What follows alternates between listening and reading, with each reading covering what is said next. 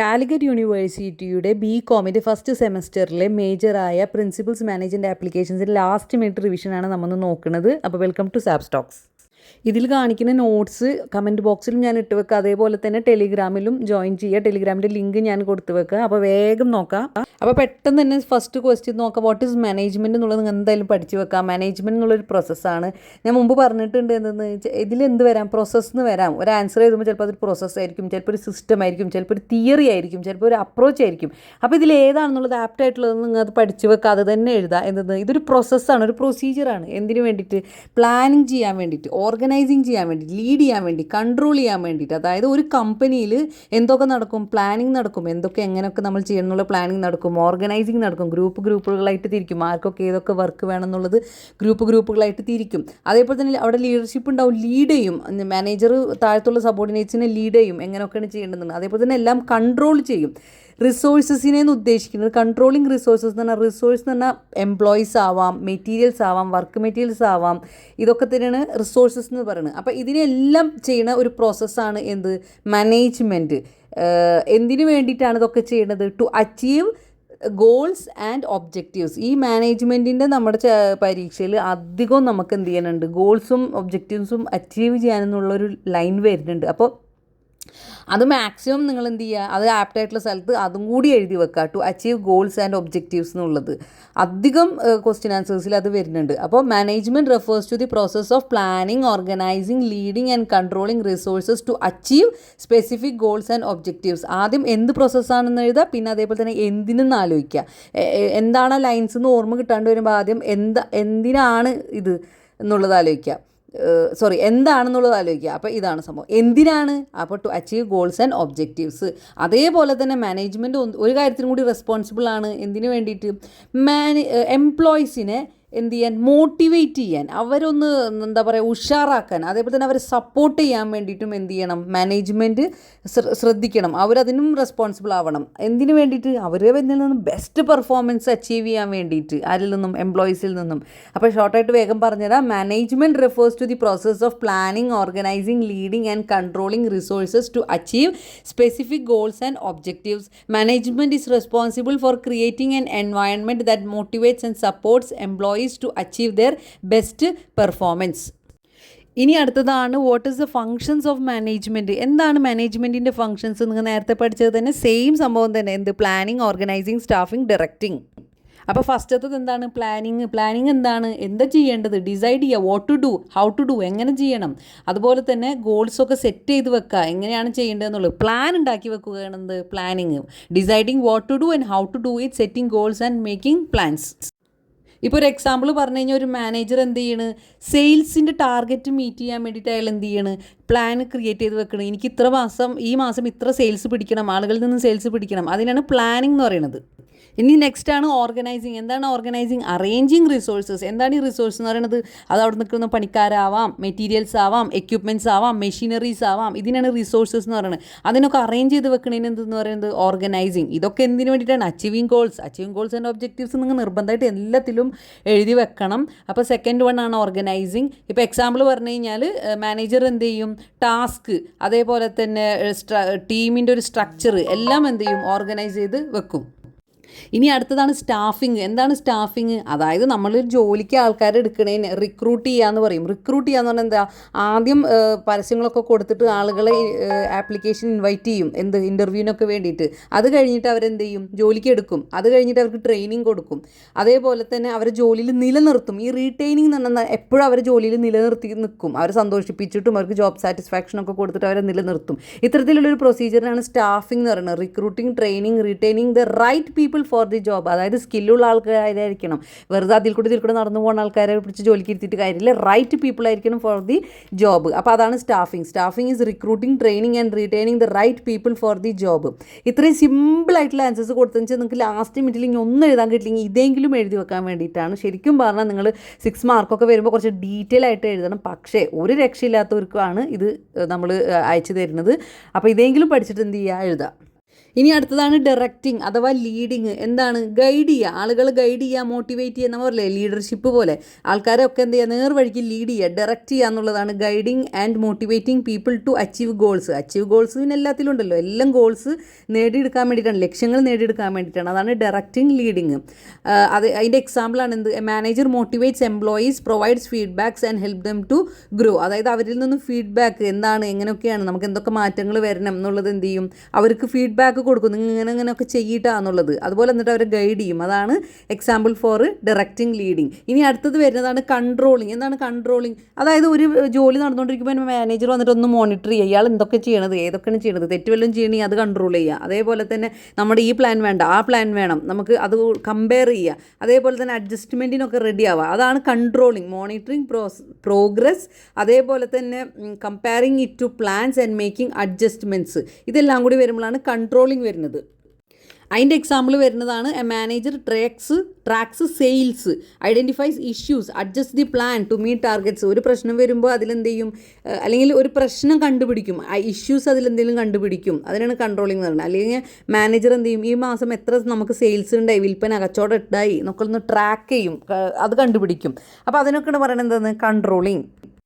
Video full കേട്ട് കഴിഞ്ഞിട്ട് ഇതിൻ്റെ ആൻസർ കമൻറ്റ് ബോക്സിൽ ഉണ്ടാവും, നോക്കി പഠിക്കുക. ഒന്നും എഴുതാൻ കിട്ടാത്തത് അറ്റ്ലീസ്റ്റ് ഈ സിമ്പിൾ ലൈനെങ്കിലും എഴുതി മാർക്ക് മേടിക്കുക. ഇനി അടുത്തതാണ് evolution of management theories. Evolution എന്ന് പറഞ്ഞാൽ എന്താണ്? ഈ മാനേജ്മെൻറ്റ് എന്ന് പറഞ്ഞാൽ ഈ കമ്പനിയും ഈ സെറ്റപ്പും സാധനങ്ങളൊന്നും നമ്മുടെ ഭൂമി വന്നപ്പോൾ തന്നെ ഉണ്ടായതല്ലല്ലോ.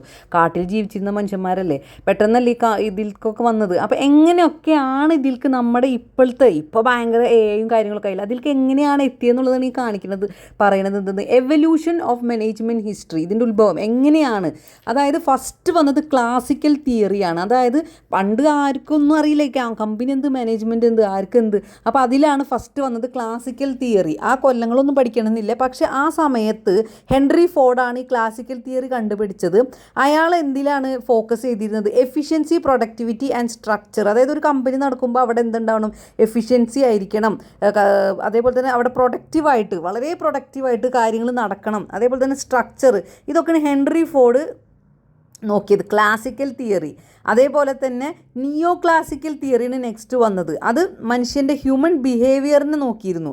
അതേപോലെ തന്നെ മോട്ടിവേഷൻ നോക്കിയിരുന്നു, സോഷ്യൽ നീഡ്സ്, ആളുകളുടെ സോഷ്യൽ നീഡ്സ് എന്തൊക്കെയാണെന്നുള്ളത് നോക്കിയതാണ് നിയോ ക്ലാസിക്കൽ തിയറി.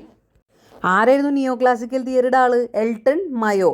അയാൾ നടത്തിയ പഠനമാണ് ഹോത്തോൺ സ്റ്റഡീസ്. പിന്നെ അതേപോലെ തന്നെ അതിൽ വരുന്നതാണ് എന്ത്, മാസ്ലോസ് ഹൈറാർക്കി ഓഫ് നീഡ്സ്. അത് നമ്മൾ പഠിച്ചിട്ടുണ്ടായിരുന്നു, മാസ്ലോ ഹൈറാർക്കി നീഡ്സ് എന്തായിരുന്നു എന്നുള്ളത്. അതായത് ഒരു മനുഷ്യൻ്റെ മോട്ടിവേഷനെ കുറിച്ചിട്ട് എവിടെ നിന്ന് തുടങ്ങിയിട്ടാണ് അയാൾ ലാസ്റ്റ് മോട്ടിവേറ്റഡ് ആവുക, ഫുഡിൽ നിന്നും, പിന്നെ ജോലിയിൽ നിന്നും, ഷെൽട്ടറിൽ നിന്നും, പിന്നെ അതേപോലെ തന്നെ ഫാമിലിയിൽ നിന്നും, അവസാനമാണ് അയാൾക്ക് സെൽഫ് എസ്റ്റീം, റെസ്പെക്റ്റ് കാര്യങ്ങളൊക്കെ ഉണ്ടാവുക. അത് കഴിഞ്ഞിട്ടാണ് അയാളുടെ സെൽഫ് ആക്ച്വലൈസേഷൻ വരുന്നത്. അതായത് അയാളിലുള്ള ആ മോട്ടിവേഷനും കാര്യങ്ങളും ഏറ്റവും പീക്ക് ലെവലിൽ വരുന്നത് എപ്പോഴാണ്? ഒരാളെ മോട്ടിവേറ്റ് ചെയ്യാൻ പറ്റുന്ന എപ്പോഴാണ്? ആ പീക്ക് ലെവലിൽ എത്തുമ്പോഴാണ്. അതാണ് മാസ്ലോസ് ഹൈറാർക്കി ഓഫ് നീഡ്സ്. ഒരു പിരമിഡ് എന്ന് ഓർക്കാൻ പറഞ്ഞിരുന്നു ഞാൻ, മാസ്ലോസ് ഹൈറാർക്കി ഓഫ് നീഡ്സ്. കാരണം അത് 6 മാർക്ക് ക്വസ്റ്റ്യന് കഴിഞ്ഞ കൊല്ലം വന്നിരുന്നു. അപ്പോൾ അത് എന്താണെന്ന് എന്ത് ചെയ്യുക, അത് ഇതിലാണ് വരുന്നത്, നിയോ ക്ലാസിക്കൽ തിയറിയിലാണ് വരുന്നത്. അത് ഒരെണ്ണം ഹോത്തോൺ സ്റ്റഡീസ് നടത്തിയതാണ് എൽട്ടൺ മയോ. ഇതൊക്കെ നിയോ ക്ലാസിക്കൽ തിയറിയിലാണ് വരുന്നത്. ഇവർ മനുഷ്യന്മാരുടെ സ്വഭാവം, ഹ്യൂമൻ ബിഹേവിയറിനാണ് ഫോക്കസ് ചെയ്തിരുന്നത്. അതേപോലെ തന്നെ മോട്ടിവേഷൻ ആയതുകൊണ്ടാണ് മാസ്ലോ ഹൈറാർക്കി നീഡ്സ് വന്നത്. അതേപോലെ തന്നെ സോഷ്യൽ നീഡ്സും അതും ഇതിലത്തത് തന്നെയാണ്. അപ്പോൾ നിയോ ക്ലാസിക്കൽ തിയറിയാണ് പിന്നെ വന്നത്. അതിനുശേഷം വന്നതാണ് മോഡേൺ തിയറി. അതാണ് ഇപ്പോഴുള്ള തിയറി. നമ്മുടെ ഇപ്പോഴത്തെ മാനേജ്മെൻറ്റ് നടക്കുന്ന ആ ഒരു സിസ്റ്റമൊക്കെ എന്താണ്, മോഡേൺ തിയറി ബേസ് ചെയ്തിട്ടാണ്. അതിൽ വളരെ കോംപ്ലക്സ് ആയിട്ടുള്ള കാര്യങ്ങളെ ഫോക്കസ് ചെയ്യുന്നു. അതേപോലെ തന്നെ സിസ്റ്റംസിനെ ഫോക്കസ് ചെയ്യുന്നു, കണ്ടിൻജൻസിനെ ഫോക്കസ് ചെയ്യുന്നു. എന്താണ് കണ്ടിൻജൻസി ഒരു ഇമ്പോർട്ടൻറ്റ് വേർഡാണ്, ക്വസ്റ്റ്യനാണ്. കണ്ടിൻജൻസി എന്ന് പറഞ്ഞാൽ സിറ്റുവേഷൻ അനുസരിച്ചിട്ട്. അതായത് ഒരു മാനേജ്മെൻറ്റ് എന്നുള്ളത് നമ്മൾ പറഞ്ഞ് എഴുതി വെച്ച മാതിരിയൊന്നും വരണമെന്നില്ല. ഏതാണോ സിറ്റുവേഷൻ, അവിടെ ഒരു മാനേജറിയൽ പ്രോബ്ലം വന്നു കഴിഞ്ഞാൽ ആ സിറ്റുവേഷൻ അനുസരിച്ച് ഹാൻഡിൽ ചെയ്യണതാണ് എന്ത്, കണ്ടിൻജൻസി മോഡൽ. അപ്പോൾ കണ്ടിൻജൻസി മോഡൽ എന്നുള്ളത് നമ്മൾ 3 മാർക്കിൽ ഇതിലൊക്കെ അപ്ലോഡ് ചെയ്തിട്ടുണ്ടായിരുന്നു. എന്തായാലും പഠിക്കുക, കണ്ടിൻജൻസി എന്തായാലും ഒരു ഇമ്പോർട്ടൻ്റ് ആണ്. അപ്പോൾ ഇതാണ് മോഡേൺ തിയറി. അങ്ങനെ നമ്മുടെ എവല്യൂഷനിൽ 3 എണ്ണം വരുന്നുണ്ട്. എന്ത്, ക്ലാസിക്കൽ, നിയോ ക്ലാസിക്കൽ, പിന്നെ മോഡേൺ തിയറി. മോഡേൺ തിയറിയിലാണ് ഇതൊക്കെ ഫോക്കസ് ചെയ്യുന്നത്. സിസ്റ്റംസിനെ, അപ്രോച്ചിനെ ഫോക്കസ് ചെയ്യുന്നു. കണ്ടിൻജൻസി തിയറി എന്ന് പറഞ്ഞു കഴിഞ്ഞാൽ സിറ്റുവേഷൻ അനുസരിച്ചിട്ട് മാനേജറിയൽ പ്രോബ്ലം വന്നു കഴിഞ്ഞാൽ ഹാൻഡിൽ ചെയ്യുന്നതാണ് കണ്ടിൻജൻസി തിയറി. അതേപോലെ തന്നെ മോഡേൺ ലീഡർഷിപ്പ് സ്റ്റൈൽസ് ഉണ്ട്. ഓരോ ലീഡർഷിപ്പ് സ്റ്റൈൽസ് മാനേജ്മെൻറ്റിൽ കൊണ്ടുവരും. എങ്ങനെയൊക്കെയാണ് ഒരു കമ്പനിയിലത്തെ ഡയറക്ടർ, അതേപോലെ തന്നെ ലീഡ് ചെയ്യുന്ന ആൾ, ഗൈഡ് ചെയ്യുന്ന ആൾ, മാനേജർ, എല്ലാ സ്റ്റൈലും കാര്യങ്ങളൊക്കെ ഏതിലാണ് ഇപ്പോൾ നമ്മൾ പഠിച്ച് ചെയ്തുകൊണ്ടിരിക്കുന്നത് അല്ലെങ്കിൽ ഒരു കമ്പനി ഓടുന്നത് ഈ മോഡേൺ തിയറി പ്രകാരമാണ്. അപ്പോൾ കഴിഞ്ഞ കൊല്ലം നമ്മുടെ ഹൈറാർക്കി നീഡ്സ്, മാസ്ലോൻ്റെ ഹൈറാർക്കി നീഡ്സിന് 6 മാർക്കിന് ചോദിച്ചത്. അതുകൊണ്ട് ചിലപ്പോൾ നിങ്ങൾക്ക് എന്ത് ചെയ്യാം, ഹെൻറി ഫയോളിൻ്റെതോ അല്ലെങ്കിൽ ടൈലറിൻ്റെതോ അല്ലെങ്കിൽ എൽട്ടൺ മയോയുടേതോ എക്സ്പെക്ട് ചെയ്യാം. എൽട്ടൺ മയോ നടത്തിയ സ്റ്റഡീസിൻ്റെ പേരാണ് ഹോത്തോൺ സ്റ്റഡീസ്. ഇനി ഹോത്തോൺ സ്റ്റഡീസ് ബൈ എൽട്ടൺ മയോനെ കുറിച്ച് നിങ്ങളോട് 6 മാർക്കിന് എഴുതാൻ പറഞ്ഞു കഴിഞ്ഞാൽ നിങ്ങൾക്ക് എന്ത് എഴുതാം? എൽട്ടൺ മയോ എന്താണ്, ഒരു ഓസ്ട്രേലിയൻ സൈക്കോളജിസ്റ്റാണ്. അതായത് നമ്മുടെ ഈ മാനേജ്മെൻറ്റും കമ്പനിയും കാര്യങ്ങളൊക്കെ ഇവരൊക്കെ എന്ത് ചെയ്യണം, ഓരോന്ന് ഒബ്സർവ് ചെയ്ത് നിരീക്ഷിച്ചിട്ടാണ് ഓരോ ഫൈൻഡിങ്സ് കണ്ടെത്തിയത്. അപ്പോൾ അയാൾ കണ്ടെത്തിയത് എന്താണ്, ഒരു മനുഷ്യൻ, ഒരു വർക്കർ ഒരു ജോലി ചെയ്യുമ്പോൾ അയാൾക്ക് പ്രൊഡക്ടിവിറ്റി വരുന്നത് അയാളോട് നമ്മൾ കാണിക്കുന്ന റെസ്പെക്റ്റ് അനുസരിച്ചിട്ടാണ്. അയാൾക്ക് റെക്കഗ്നീഷൻ കൊടുക്കുകയാണെങ്കിൽ, അയാൾക്കൊരു സ്ഥാനം കൊടുക്കുകയാണെങ്കിൽ, അതേപോലെ തന്നെ അയാൾക്ക് ജസ്റ്റ് പൈസ മാത്രം കൊടുത്താൽ പോരാ, അയാൾക്ക് മോട്ടിവേഷൻ കൊടുക്കുകയാണെങ്കിൽ, അയാൾക്ക് സോഷ്യൽ നീഡ്സ് കൊടുക്കുകയാണെങ്കിൽ, അയാൾക്ക് അറ്റൻഷൻ കൊടുക്കുകയാണെങ്കിൽ, ഒരു സെൻസ് ഓഫ് ബിലോങ്ങിങ്, അങ്ങനെ ഒരു ഫീലിംഗ് കൊടുക്കുകയാണെങ്കിൽ എന്ത് വരും, അവിടെ പ്രൊഡക്ടിവിറ്റി വരും എന്നാണ് എൽട്ടൺ മയോ പറയുന്നത്. അപ്പോൾ Elton Mayo is an Australian psychologist and researcher. അതിലത്തെ മെയിൻ ഇമ്പോർട്ടൻറ്റ് കീവേഡ് എന്താ, ഹോത്തോൺ സ്റ്റഡീസ്. അതാണ് അയാൾ കണ്ടക്ട് ചെയ്തത്, ഒരു റിസർച്ച് നടത്തിയത് എന്താണ്, ഹോത്തോൺ സ്റ്റഡീസാണ്.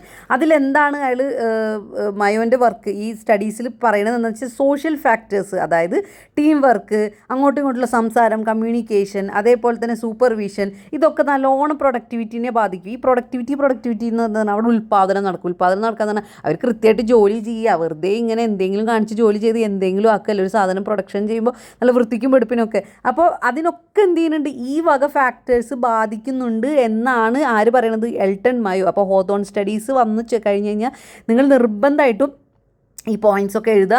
അതേപോലെ തന്നെ വർക്കേഴ്സ് മോട്ടിവേറ്റഡ് ആവണം, മണി കൊണ്ട് മാത്രമല്ല, കുറച്ച് കാശ് കൊടുത്തുകൊണ്ടൊന്നല്ല, അവർക്ക് റെക്കഗ്നീഷൻ കൊടുക്കുക, അവർക്കൊരു ബഹുമാനം കൊടുക്കുക, ഒരു റെസ്പെക്റ്റ് കൊടുക്കുക, അവർക്ക് അറ്റൻഷൻ കൊടുക്കുക, അവരെ കാര്യങ്ങളൊക്കെ സാറ്റിസ്ഫൈ ചെയ്ത് കൊടുത്തു കഴിഞ്ഞാൽ അത് പ്രൊഡക്ടിവിറ്റിനെ വളരെയധികം പോസിറ്റീവായിട്ട് എന്ത് ചെയ്യും, ബാധിക്കില്ല, അതായത് പോസിറ്റീവായിട്ട് അത് അവിടെ കാര്യങ്ങൾ നടക്കുമെന്നാണ് എൽട്ടൺ മയോ പറയുന്നത്. So workers are not just motivated by money, they need attention. Workers need attention, recognition and sense of belonging. Recognition, അവരൊന്ന് റെക്കഗ്നൈസ് ചെയ്യുക, റെസ്പെക്റ്റ് ചെയ്യുക, അവർക്കൊരു സ്ഥാനം കൊടുക്കുക എന്നാണ് എൽട്ടൺ മയോ പറയുന്നത്. ഇനി അടുത്തതാണ് ഹെൻറി ഫയോൾസ് പ്രിൻസിപ്പിളും ടൈലറും. ഇവരെന്തിലുള്ള മോഡേൺ മാനേജ്മെൻറ്റ്, ഇപ്പം നമ്മുടെ കമ്പനികളൊക്കെ നടന്നുകൊണ്ടിരിക്കുന്നത് ഇവരെ ബേസിസിലൊക്കെയാണ് മോഡേൺ മാനേജ്മെൻറ്റ്. അതിൽ ഹെൻറി ഫയോൾ എന്ന് പറഞ്ഞത് എന്താണ്, ഫയോൾ ഫ്രാൻസിലത്തെ എന്തായിരുന്നു, ഇൻഡസ്ട്രിയലിസ്റ്റ് ആയിരുന്നു ഫയോൾ. അതേപോലെ തന്നെ ടൈലറാണ് ഫാദർ ഓഫ് സയൻറ്റിഫിക് മാനേജ്മെൻറ്റ് എന്നുള്ളത് പഠിച്ചു വെക്കുക. ഒരു ടൈലറുകാരൻ, അച്ഛനായ ഒരു ടൈലറുകാരൻ, അങ്ങനെയൊക്കെ എന്തെങ്കിലും കീവേഡൊക്കെ ആലോചിച്ചിട്ട് ഫാദർ ഓഫ് സയൻറ്റിഫിക് മാനേജ്മെൻറ്റ് ആരാ, നമ്മുടെ ഫ്രെഡറിക് വിൻസ്ലോ ടൈലർ, അതാണ് ഫുൾ നെയിം, ടൈലർ. ഇതിവിടെ എല്ലാം എഴുതിയിടാൻ നമുക്ക് ടൈമില്ല, ഷോർട്ട് ടൈമുള്ളൂ. അപ്പോൾ എന്താണ് ഫയോളിൻ്റെ പ്രിൻസിപ്പിൾ?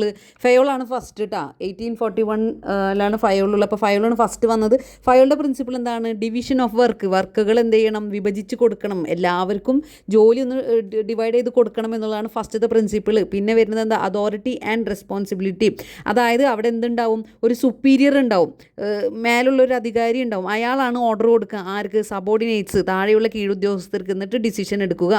റെസ്പോൺസിബിലിറ്റി എന്ന് പറഞ്ഞാൽ എന്താണ്, ഇവർക്കൊരു റെസ്പോൺസിബിലിറ്റി ഉണ്ടല്ലോ, അതോറിറ്റി അതായത് ഒരു കാര്യങ്ങൾ ഓർഡർ ചെയ്യണ്, giving orders to the subordinates. മറ്റാളുടെ റെസ്പോൺസിബിലിറ്റിയാണ് ആരാ, ഈ സബോർഡിനേറ്റ്സിൻ്റെ റെസ്പോൺസിബിലിറ്റി എന്നാണ്. അതുള്ളത് എന്ത് ചെയ്യുക, ചെയ്ത് തീർക്കുക, അക്കംപ്ലിഷ് ദി ഒബ്ജക്റ്റീവ്സ്, ആ കാര്യങ്ങളൊക്കെ നേടിയെടുക്കുക, ചെയ്തെടുക്കുക, പെർഫോം ദി ഡ്യൂട്ടീസ്, ആരതാണ്, എംപ്ലോയീസിൻ്റെ. അപ്പോൾ അവിടെ അതോറിറ്റി ആൻഡ് റെസ്പോൺസിബിലിറ്റിയാണ് സെക്കൻഡ് വൺ വരുന്നത്. മൂന്നാമത്തത് വരുന്നത് ഡിസിപ്ലിനാണ്. അതായത് ഒരു കമ്പനി റൺ ചെയ്യണമെങ്കിൽ for the smooth running of the business discipline is must, discipline is essential. കാരണം എന്താണ്, ഗുഡ് ഡിസിപ്ലിൻ വന്നാലേ അവിടെ ഒരു ഗുഡ് ലെവൽ ഓഫ് കമ്പനി നടക്കുള്ളൂ, അല്ലെങ്കിൽ ഒരു ഓർഗനൈസേഷൻ എന്ത് ചെയ്യുള്ളൂ, സ്മൂത്തായിട്ട് റൺ ചെയ്യുള്ളൂ. മാനേജ്മെൻറ്റും വർക്കേഴ്സിൻ്റെ ഇടയിലും എന്ത് വേണം, ഡിസിപ്ലിൻ വേണം. അപ്പോൾ മൂന്നാമത്തതാണ് ഡിസിപ്ലിൻ. ഇനി അടുത്തതാണ് യൂണിറ്റി ഓഫ് കമാൻഡ്. എന്താണ് യൂണിറ്റി ഓഫ് കമാൻഡ്?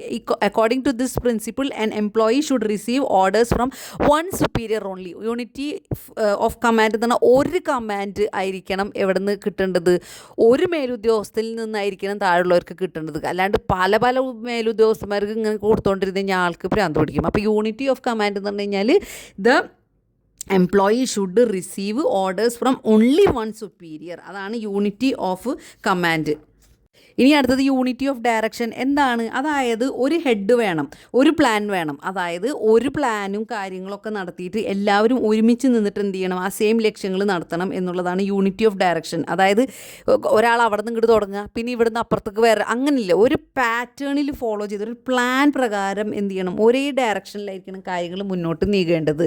അപ്പോൾ according to principle there should always exist one head and one plan for the group of activities having the same objective. ഇതാണ് യൂണിറ്റി ഓഫ് ഡയറക്ഷൻ. ഇനി അടുത്തതാണ് subordination of individual interest to group interest. അതായത് അവിടെയുള്ള പണിക്കാരും അവിടെയുള്ള ബിസിനസ്മാൻമാരും തമ്മിലുള്ള എന്ത് പാടില്ല, conflict, തർക്കങ്ങളൊന്നും പാടില്ല. അവർ അങ്ങോട്ടും ഇങ്ങോട്ടും എന്ത് ചെയ്യണം, ഇമ്പോർട്ടൻസ് കൊടുക്കണം. അതേപോലെ തന്നെ ഓർഗനൈസേഷനായിരിക്കണം ഏറ്റവും കൂടുതൽ ഇമ്പോർട്ടൻസ് കൊടുക്കേണ്ടത്. അവിടുത്തെ ഒരു തർക്കം വന്നെന്ന് വിചാരിക്കുക, ഈ പണിക്കാരും എംപ്ലോയീസും ഈ ബിസിനസ്മാൻമാരും ടോപ്പ് ലെവലിൽ ഇരിക്കുന്നതും തമ്മിലൊരു തർക്കം വന്നു കഴിഞ്ഞാൽ അവിടെ പേഴ്സണൽ ഇൻട്രസ്റ്റ് ഒന്നും നോക്കാൻ പാടില്ല. എന്താണോ ഓർഗനൈസേഷൻ്റെ കാര്യങ്ങൾ അത് വെച്ചിട്ട് ചെയ്ത് മുന്നോട്ട് പോകണം. The importance should be given to the interest of the organization. There should not be a conflict between the interest of businessman and interest of workers. If there is a conflict between the workers and the businessman, the interest of the organization should prevail and personal interest should not be ignored. ചുരുക്കി പറഞ്ഞു കഴിഞ്ഞ് കഴിഞ്ഞാൽ ഓർഗനൈസേഷൻ്റെ ഇൻട്രസ്റ്റിനായിരിക്കണം എന്ത് ചെയ്യണം, പ്രാധാന്യം കൊടുക്കേണ്ടത്. അല്ലാണ്ട് ഇവർ തമ്മിലൊരു തല്ലും ബഹളവും ഒക്കെ ഉണ്ടെങ്കിൽ ഓരോരുത്തരുടെ രീതിക്കൊന്നല്ല മുന്നോട്ട് പോകേണ്ടത്. അപ്പോൾ individual interest, subordination of individual interest to group interest ആണ് ആറാമത്തത്. അടുത്തതാണ് റെമ്യൂണറേഷൻ. റെമ്യൂണറേഷൻ എന്ന് പറഞ്ഞതാണ് കാശ്, പണം, മണി. അപ്പോൾ അതാണ് നമ്മുടെ എംപ്ലോയീസിന് കൊടുക്കുന്ന ഒരു പ്രൈസ് എന്ന് പറയുന്നത് for the service rendered by the employees. Employees നമുക്ക് ഈ കമ്പനിക്ക് കൊടുക്കുന്ന സർവീസിന് കൊടുക്കുന്ന കാശിനെയാണ് റെമ്യൂണറേഷൻ എന്ന് പറയുന്നത്. അത് ഫെയർ ആയിരിക്കണം. അതായത് വെറുതെ ഒരു 10 മണിക്കൂർ പണിയെടുപ്പിച്ചിട്ട് ഒരു ഇത്തിരി കാശൊന്നും കൊടുക്കാൻ പാടില്ല. ഫെയർ ആയിരിക്കണം. Remuneration should be fair.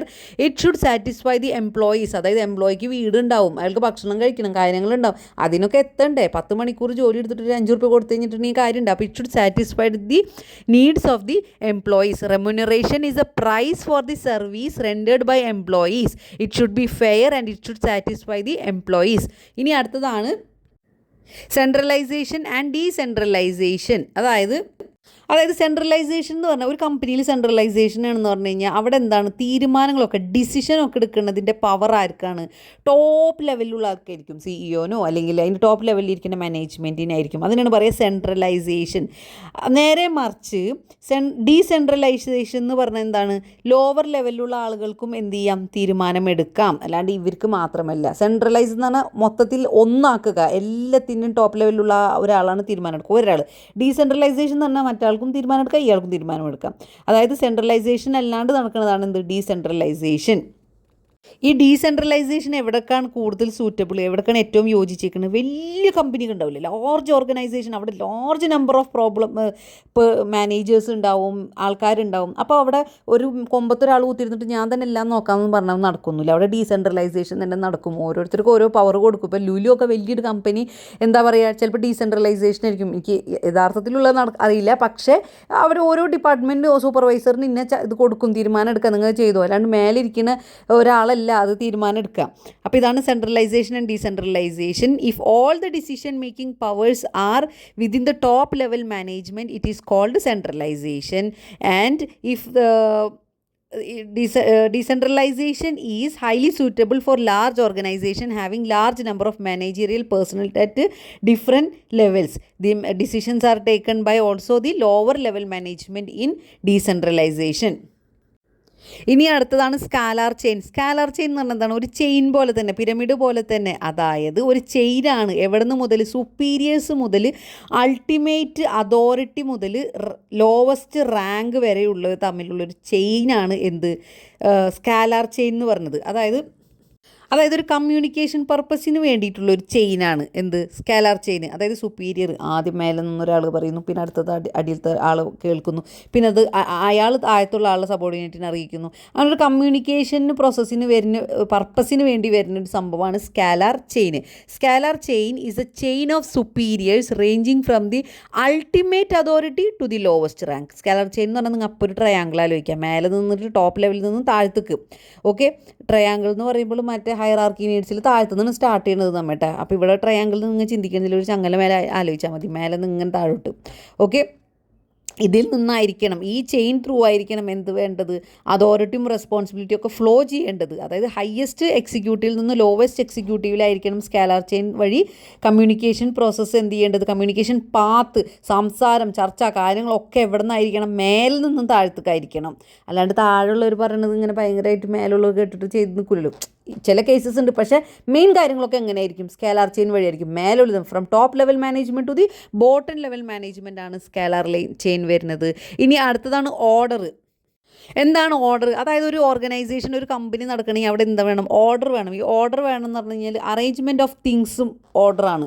അതായത് അവിടെയുള്ള സാധനങ്ങളൊക്കെ അറേഞ്ച് ചെയ്തിട്ടുണ്ടാവണം. ഒരു കമ്പനിയിൽ ഇപ്പോൾ ഒരു ചായ ഉണ്ടാക്കുന്ന, ഒരു കോഫി ഉണ്ടാക്കുന്ന ഒരു കട ആണെങ്കിൽ അവിടെ പഞ്ചസാര, ചായപ്പൊടി സാധനങ്ങളൊക്കെ അറേഞ്ച് ചെയ്ത് വെച്ചിട്ടുണ്ടാവണം. അവിടെ ഇവിടെ ഒക്കെ എടുക്കാൻ പാടില്ല. അപ്പോൾ അതാണ് അറേഞ്ച്മെൻറ്റിനെയാണ് ഓർഡർ എന്ന് പറയുന്നത്. എല്ലാത്തിനും അതിൻ്റേതായ സ്ഥാനങ്ങളുണ്ടാവണം. There should be a place for everything and everything should be in its place. അതേപോലെ തന്നെ പീപ്പിളിനെ അറേഞ്ച് ചെയ്ത് വെക്കും. അതിനാണ് പറയുക സോഷ്യൽ ഓർഡർ. എന്താണ്, ഓരോ ജോലിക്കാർക്ക് ഓരോ സ്ഥലത്താണ് അവർക്ക് ജോലി ഉണ്ടാവുക. അപ്പോൾ അവിടെ അവരെ ഓർഡർ പ്രകാരം വെക്കും. അതിനാണ് പറയുക സോഷ്യൽ ഓർഡർ. എല്ലാത്തിനും സോഷ്യലായിട്ട് എന്ത് ചെയ്യണം, ഓർഡർ ഉണ്ടാവണം. Every one should be in A social order.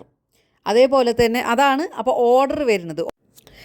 In this principles there should be material order and social order in an organization. Material order എന്ന് പറഞ്ഞാൽ എന്താണ്, സാധനങ്ങൾ യഥാർത്ഥ സ്ഥലത്ത് നിൽക്കണം. Arrangement of things is called material order. സാധനങ്ങൾ arrange ചെയ്യുന്നതാണ് എന്തെന്ന്, മെറ്റീരിയൽ ഓർഡർ എന്ന് പറയുന്നത്. അതേപോലെ തന്നെ മനുഷ്യന്മാരെ, പീപ്പിളിനെ, വർക്കേഴ്സിനെ അറേഞ്ച് ചെയ്യുന്നതാണ് എന്ത് പറയുന്നത്, social order. Everything should be in the right place. ഇനി അടുത്തതാണ് ഇക്വിറ്റി. ഇക്വിറ്റി എന്ന് പറഞ്ഞാൽ എന്താണ്, ഈക്വലായിട്ടൊന്ന്. അതായത് അതിൽ നിന്നാണ് എന്ത് വരുന്നത്, കൈൻഡ്ലിനെസ്സും ജസ്റ്റിസും ഒക്കെ വരുന്നത് എന്താണ്, ഇക്വിറ്റി പ്രകാരമാണ്. അതായത് വളരെയധികം കൈൻഡായിട്ട് വേണം നമ്മൾ എന്ത് ചെയ്യണമെങ്കിൽ, എംപ്ലോയീസിനെ ട്രീറ്റ് ചെയ്യണമെങ്കിൽ. എന്നാലേ അവർക്കൊരു ലോയാലിറ്റി ഉണ്ടാവുള്ളൂ, നമ്മളോടൊക്കെ ഒരു ഇതുണ്ടാവുള്ളൂ. അപ്പോൾ അവരെ ഈക്വലായിട്ട് ട്രീറ്റ് ചെയ്യണം. ഒരു പെണ്ണും ഒരു ആണും ജോലി നിൽക്കുകയാണെങ്കിൽ ആ പെണ്ണെ നീ അത് ചെയ്താൽ മതി, ആണ് ഓക്കെ, അത് അങ്ങനെയൊന്നുമില്ല. ഇക്വിറ്റി, ഈക്വൽ ഓപ്പർച്യൂണിറ്റി കൊടുക്കണതിനാണ് പറയുന്നത് എന്ത്, ഇക്വിറ്റി എന്ന് പറയുന്നത്. Organisation must run on equity according to this principle. That is they should be treated equally. Equal opportunity should be given. അതെന്തിൻ്റെ ബേസിലും ആവാം, ജെൻഡർ അല്ലെങ്കിൽ കാസ്റ്റ് അല്ലെങ്കിൽ പല രീതിയിലും ആവാം, അവരെ കൾച്ചർ എല്ലാത്തിലും പ്രകാരം നമ്മൾ ഇക്വിറ്റി ആയിട്ടായിരിക്കണം ഓടേണ്ടത്. അല്ലെങ്കിൽ ഓടേണ്ടത് മീൻസ് കമ്പനി നടക്കേണ്ടത്, ഓർഗനൈസേഷൻ നടക്കേണ്ടത്. അവിടെ എന്ത് ചെയ്യാൻ പാടില്ല, ഡിസ്ക്രിമിനേഷൻ പാടില്ല. ഡിസ്ക്രിമിനേഷൻ എന്ന് പറഞ്ഞാൽ എന്താണ്, വേർതിരിവ് പാടില്ല. There should be no discrimination in the organisation. Every employees must be treated equally. അതാണ് ഇക്വിറ്റി. ഇനി അടുത്തതാണ് stability of tenure and personnel. എന്താണ് stability of tenure and personnel? അതായത് ഒരാളൊരു ജോലിക്ക് നിൽക്കുന്ന, ഒരു സ്ഥലത്ത് നിൽക്കുന്ന, ഒരു പൊസിഷനിൽ നിൽക്കണം, അയാൾ ഇടക്കിടക്ക് ഫ്രീക്വൻ്റ് ആയിട്ട് ചേഞ്ച് ചെയ്യുക അയാളുടെ പൊസിഷന്.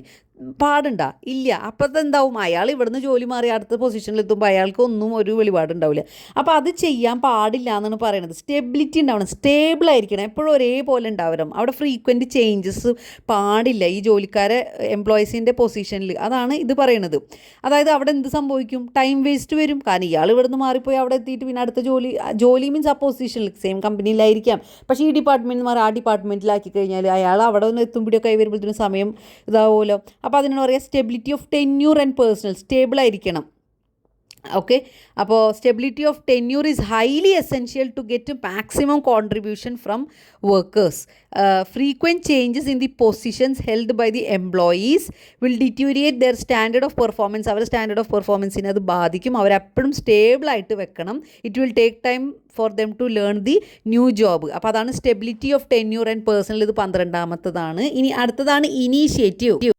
ഇനീഷ്യേറ്റീവ് എന്ന് പറഞ്ഞാൽ ഒരു തരം ഫ്രീഡം കൊടുക്കുകയാണ്. എന്താണ് ഫ്രീഡം? ഫ്രീഡം എന്ന് പറഞ്ഞു കഴിഞ്ഞാൽ അവർക്കൊന്ന് തിങ്ക് ചെയ്യാനുള്ള ഫ്രീഡം കൊടുക്കുക, അവരെ ഐഡിയാസ് ഒന്ന് എക്സിക്യൂട്ട് ചെയ്യാനുള്ള ഫ്രീഡം കൊടുക്കുക. അതിനാണ് പറയുക ഇനീഷ്യേറ്റീവ്. അതായത് ചുരുക്കി പറഞ്ഞ ഒരു കുഞ്ഞു കാര്യം ഒന്നും നടക്കണമെങ്കിൽ സുപ്പീരിയറിൻ്റെ ഉത്തരവും കാത്തിങ്ങനെ നിൽക്കല്ല വേണ്ടത്. അതൊന്നും അവർക്ക് ചെയ്യാനുള്ള ഫ്രീഡം കൊടുക്കുക, അവർക്കൊന്ന് ഐഡിയാസ് എക്സിക്യൂട്ട് ചെയ്യാനുള്ള ഫ്രീഡം കൊടുക്കാനാണ് പറയുക ഇനീഷ്യേറ്റീവ്.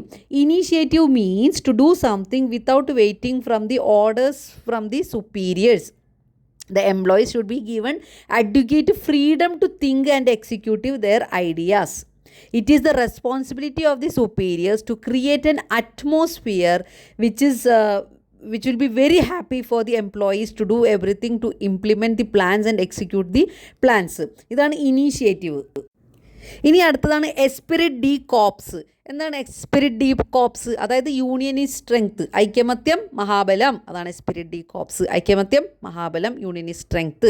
അതായത് കംപ്ലീറ്റ് ഓർഗനൈസേഷൻ, മൊത്തത്തിലുള്ള എൻ്റയർ ഓർഗനൈസേഷൻ ഒന്നായിട്ട് കണക്കാക്കണം.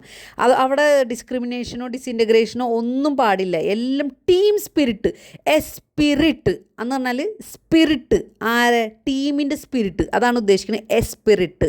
ഓക്കെ, അപ്പോൾ ടീം സ്പിരിറ്റിൻ്റെ ബേസിലായിരിക്കണം ആ ഓർഗനൈസേഷൻ നടക്കേണ്ടത്. അവിടെ ഹാർമണി വേണം, യൂണിയൻ വേണം, എല്ലാം വേണം. അതായത് ഡിവൈഡ് ആൻഡ് റൂള്, വിഭജിച്ചിട്ട് ഭരിക്കുക, അത് പാടില്ല. ഇത് സ്പിരിറ്റ്, ടീം സ്പിരിറ്റ് വേണം. എല്ലാവരും ഒരുമിച്ച് നിൽക്കണം. യൂണിയൻ സ്ട്രെങ്ത് ആയിട്ട് നിന്നാലേ ഓർഗനൈസേഷൻ നല്ല സൂപ്പറായിട്ട് അടിപൊളിയായിട്ട് മുന്നോട്ട് പോകുള്ളൂ. അതാണ് esprit de corps. The principle is based on the old saying that union is strength. The entire organisation should be treated as one unit.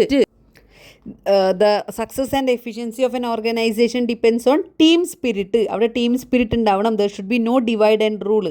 harmony and union should be present in the organization. ഇതാണ് esprit de corps. ഇതാണ് 14 principles of Henry Fayol. ഇനി ഇത് പഠിക്കാൻ വേണ്ടിയിട്ടുള്ളൊരു code ഭാഷ ഞാൻ ഉണ്ടാക്കിയതൊന്നല്ല, യൂട്യൂബിൽ തന്നെ ഉണ്ടായിരുന്നതാണ്. അതിന് നമുക്കിങ്ങനെ എഴുതാം.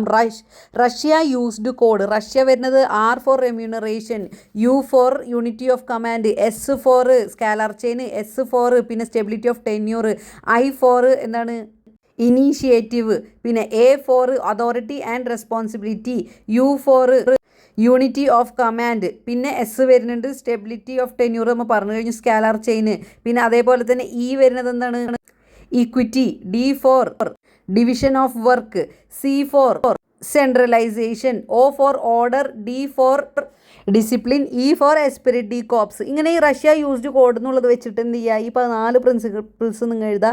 എന്തെങ്കിലുമൊക്കെ എഴുതി വെച്ച് മാർക്ക് മേടിക്കുക. അപ്പോൾ ഇത് വീഡിയോ ലോങ് ആയി പോണ്. ഇത് നന്നായി പഠിക്കുക. കമൻറ്റ് ബോക്സ് ഒന്ന് നോക്കുക. അപ്പോൾ ഇതിൻ്റെ എക്സ്പ്ലനേഷനും കാര്യങ്ങളൊക്കെ ഞാൻ മാക്സിമം അതിൽ ഇൻക്ലൂഡ് ചെയ്യാൻ നോക്കുക. ചാനൽ സബ്സ്ക്രൈബ് ചെയ്തിടുക. All the best.